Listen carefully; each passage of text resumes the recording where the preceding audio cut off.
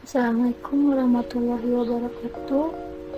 Perkenalkan, saya Sivanessa Alvalina dari International Women University akan mempresentasikan materi ekosistem buatan untuk memenuhi tugas mata kuliah ekologi tumbuhan yang diampu oleh Ibu Nunik Ekawandani, SPD MT. Sebelum mengetahui apa itu ekosistem buatan, kita lihat dulu apa itu ekosistem. Seorang ahli ekologi berkebangsaan Inggris bernama A.G. Tansley pertama kali menggunakan istilah ekosistem pada tahun 1935.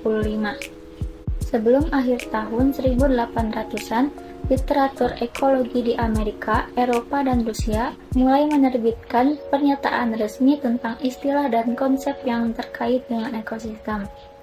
Ekosistem yaitu tatanan kesatuan secara utuh menyeluruh antara segenap unsur lingkungan hidup yang saling mempengaruhi, menurut UU Lingkungan Hidup tahun 1997.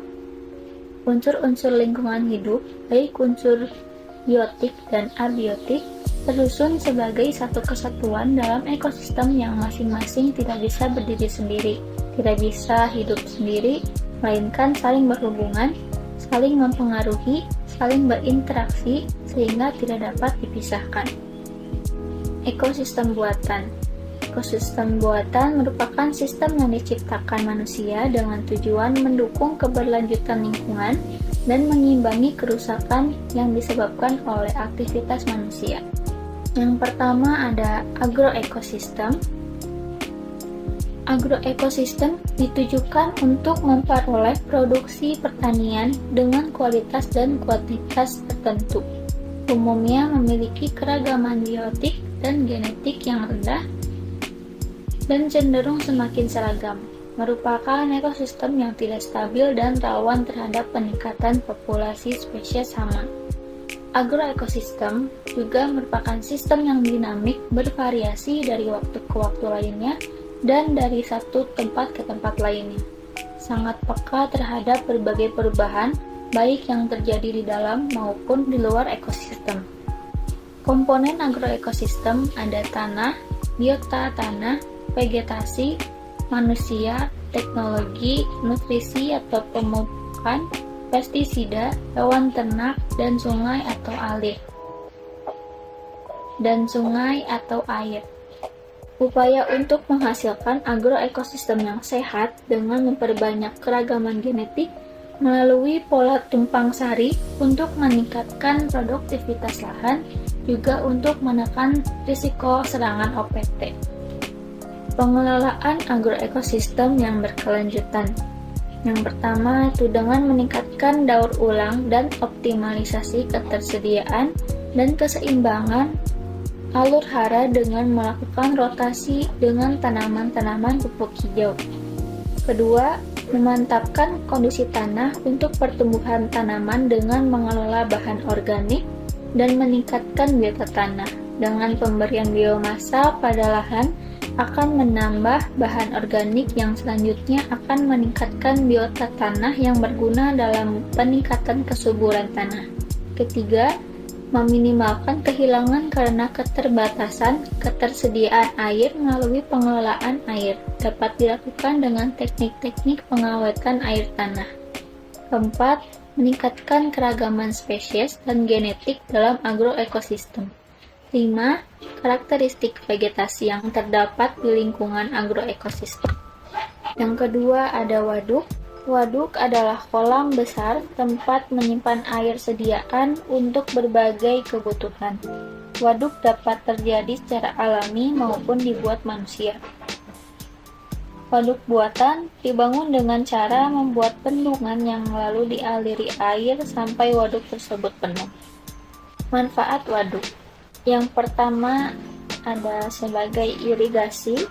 Air hujan yang turun di daerah tangkapan air sebagian besar akan mengalir ke sungai-sungai, dapat ditampung sehingga pada musim kemarau dapat dimanfaatkan untuk berbagai keperluan, antara lain untuk irigasi lahan pertanian. Lalu sebagai penyediaan air baku, yang dimana di perkotaan itu sangat langka dengan air bersih. Ketiga, sebagai PLTA, suatu sistem pembangkit listrik yang biasanya terintegrasi dalam bendungan dengan memanfaatkan energi mekanis aliran air untuk memutar turbin, diubah menjadi energi listrik melalui generator. Keempat, pariwisata dan olahraga air dimanfaatkan sebagai tempat rekreasi dan tempat olahraga air maupun sebagai tempat latihan para atlet olahraga air. Yang kelima, pengendali banjir. Kemungkinan terjadinya banjir pada musim hujan itu dapat dikurangi dan air yang tertampung dari hujan tersebut dapat dimanfaatkan untuk berbagai keperluan pada saat musim kemarau. Keenam, karakteristik vegetasi waduk. Vegetasinya didominasi oleh tumbuhan-tumbuhan yang teradaptasi baik dengan lingkungan air, hidrofit, baik yang hidupnya melayang bebas, mengapung dengan akar di dasar air, maupun semua bagian tubuhnya terendam di dalam air. Yang ketiga ada hutan kota. Menurut PP nomor 63 tahun 2002, hutan kota adalah suatu hamparan lahan yang bertumbuh pohon-pohon yang kompak dan rapat di dalam wilayah perkotaan, baik pada tanah negara maupun tanah hak, yang ditetapkan sebagai hutan kota oleh pejabat yang berwenang dengan tujuan untuk kelestarian, keserasian, dan keseimbangan ekosistem perkotaan yang meliputi unsur lingkungan, sosial, dan budaya. Sebuah kota harus memiliki kawasan hutan kota setidaknya 10% dari luas wilayahnya. Menurut Kementerian Kehutanan, hutan kota memiliki 3 bentuk, yaitu bentuk jalur yang biasanya dibangun di sepanjang jalan tol atau kereta api, juga bisa memanfaatkan sepadan sungai, danau, dan pantai. Hutan kota yang berbentuk jalur setidaknya memiliki lebar 30 meter. Yang kedua itu bentuk kompak, berupa kelompok pepohonan dalam satu hamparan yang menyatu. Lalu yang ketiga bentuk menyebar. Hutan tersebut bisa berbentuk jalur atau berkelompok yang dipisahkan oleh pembatas seperti bangunan atau jalan, tetapi berada dalam satu pengelolaan. Manfaat hutan kota yang pertama itu untuk estetika, paduan keindahan alami, bangunan-bangunan manusia bisa membentuk kota yang lebih estetik. Yang kedua itu hidrologis, tanah hutan dan pepohonan yang menutupinya mempunyai kemampuan mengatur tata air. Yang ketiga itu klimatologis, keberadaan hutan kota bisa mempengaruhi iklim mikro di sekitarnya seperti menurunkan suhu permukaan tanah. Yang keempat, habitat satwa. Keberadaan hutan kota bisa memberikan perlindungan bagi satwa-satwa. Kelima, menekan polusi. Daun-daun yang rimbun mampu menyaring debu, kotoran, dan gas berbahaya lainnya. Yang keenam itu penyimpan karbon. Penyerapan gas CO2 yang efektif dari udara kemudian dalam bentuk biomasa seperti kayu dan dedaunan. Yang ketujuh untuk edukatif, bisa menjadi tempat untuk pendidikan lingkungan terutama bagi anak-anak. Kedelapan, rekreatif, dapat dijadikan tempat untuk melepas lelah atau melepas stres dari penatnya kehidupan kota. Kesembilan, ekonomi. Bila pengelolaannya baik, hutan kota bisa menjadi daya tarik para wisata. Yang keempat ada hutan produksi. Hutan produksi adalah kawasan hutan yang diperuntukkan guna produksi hasil hutan untuk memenuhi keperluan masyarakat pada umumnya dan khususnya untuk pembangunan, industri, dan ekspor. Dikelola dan dimanfaatkan secara intensif untuk menghasilkan komoditas tertentu seperti kayu dan produk non-kayu. Fungsi utamanya adalah produksi, namun dalam prosesnya, keberlanjutan dan keseimbangan ekosistem hutan tetap menjadi prioritas. Di Indonesia, hutan produksi didominasi oleh hutan rimba atau hutan alam dengan kegiatan eksploitasi bertujuan untuk hak penguasaan hutan (HPH) atau hutan tanaman industri (HTI) guna kepentingan produksi berbagai hasil hutan seperti kayu dan hasil hutan bukan kayu (HHBK). Manfaat hutan produksi.